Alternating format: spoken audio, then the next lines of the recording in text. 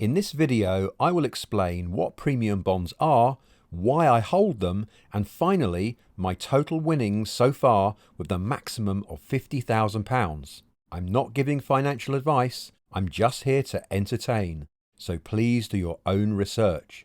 Premium bonds are in many ways similar to holding money in a savings account, but there are some fundamental differences. First of all, it's much safer. At the moment, if you have savings in a UK bank, £85,000 is protected by the government if that bank were to ever go bust. However, with national savings and premium bonds, every penny is protected no matter how much you have. You also have extremely fast access to your money if you need it, just as you do in a savings account. Any winnings in premium bonds are tax-free. In a savings account, however, any interest which exceeds your personal savings allowance within a single tax year is liable for tax. So how do premium bonds work? You can deposit cash like a normal account, and you can do this online. The minimum deposit is £25, and that gives you 25 bonds. So instead of everyone receiving interest on their cash each month, all the interest goes into the random draw and prizes are distributed instead to the bondholders. Each bond you hold has an equal chance of winning a prize, and there are two prizes of £1 million each month. There are also much smaller prizes, and the most common one being £25. You can of course win multiple prizes each month. The more bonds you have, the greater the odds of you winning a prize. So what return on your money should you expect? The rates can change from year to year, but currently you can expect to receive about 1% a year in prize money, but don't expect to receive that rate if you have small amounts invested. This is because of the way the prizes are structured, and you won't receive a regular income. You could quite easily go months or even years without winning a single penny, or you could win multiple prizes in a given month. My historical earnings have been very close to the expected return. If you held £35,000 in premium bonds, then you could expect on average to win one prize of £25 a month. You can take your winnings as cash or have them reinvested and automatically buy more bonds. Be aware though, the maximum amount you can hold in premium bonds is currently £50,000. So it's a bit like playing the lottery, but you never lose your stake. It simply gets re-entered into the next draw and you can get hold of all your cash whenever you want. So who carries out the draw and how are the winners decided? Well, it all started off in 1957 with a machine called ERNIE, which stands for Electronic Random Number Indicator Equipment, and was derived from the world's first ever computer called Colossus, which deciphered codes in World War II. It took ERNIE 10 days to complete the draw, but soon people flocked to this new exciting way of saving, and soon ERNIE just couldn't cope. In 1973, ERNIE Mark II could do all the number crunching in 6 hours, but the craze continued and a new machine was eventually needed. In 1988, ERNIE 3 could process all the numbers in 1 hour. 2004 saw the craze at its peak and the arrival of ERNIE Mark IV, the most popular premium bond machine of all time. During its life, this computer received Christmas and Valentine's Day cards, poems and even presents. It could produce 1 million numbers per hour. Roll on to the present day and we have a machine 45 times faster. It can complete the whole draw in under 12 minutes and what's more, ERNIE 5 is smaller than the size of a pea.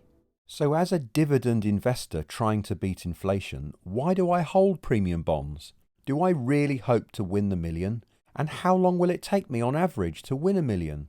To explain this, I'm going to need the help of a time machine.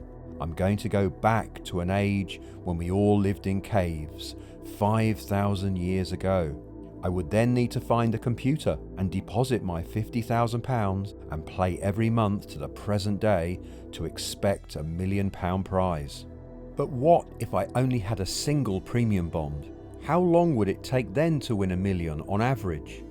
This time I'd have to go back further, even earlier than the age of the dinosaurs. I'd have to go back to when the earth was still forming from molten rock and buy my bonds then to stand a fair chance of being a millionaire today.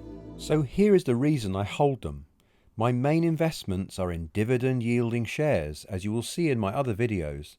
I could be fully invested, but I think it's important to have reserve funds available for anything that life might throw at us. What if your car suddenly needs replacing, or you lose your job? We never know what's around the corner, and just imagine how you would feel if the market crashed and you needed the money at that time. You would have to sell your investments and probably crystallize a large loss. Unexpected things do happen, and the ones which have particularly big impacts are called black swan events. So that's one reason I have cash available in a safe place. It's like an insurance, and my premium bonds are my last resort in an emergency. I also have more liquid assets in a national savings account, and I tend to keep a healthy buffer of cash in my current account. Why do I do this? Well, I like to keep some funds on standby in case of a market correction. When I sense panic in the news, I can free up some funds and buy bargains in quality companies. I know I can't time the market, so I do this cautiously. When the market is soaring and I read about records being broken, I'll hold back a little on the money I invest in shares. Remember, I'm only making small adjustments here and not trying to time the market. Warren Buffett has a famous saying, "Be greedy when others are fearful, and fearful when others are greedy." In 2020, Buffett had $138 billion in cash reserves, and he always has at least $20 billion ready to snap up bargains if there is a crash. History tells us that the market often recovers quickly following a correction, and Buffett knows this, and he will always have cash reserves to take advantage of bargains. Have a look at this graph. I think you'll find it interesting. It's one of my favourites. It shows the FTSE 100 from the 1980s to the present day. There are plenty of ups and downs, but the trend is as clear as day. Look what happens if I draw a trend line. That line is why I invest in the FTSE. It's a roller coaster ride for sure, and there are plenty of ups and downs. I invest regularly, but when it's above the trend line, I might hold back a touch, and when it's below, I might free up some funds from my reserves, taking advantage of bargains when others are running to the hills. And here are my premium bond winnings since I started in 2016. I've gradually built up my holding over this time and now hold the full amount of 50,000. If I take the average of 2 full years when I had the full amount, my return is £588 a year, or 1.18%, which is very close to the expected return throughout those years. Do you hold premium bonds? What do you think of them? Let me know in the comments. Please like and subscribe if you found this useful. Thanks for listening, and may the numbers go your way.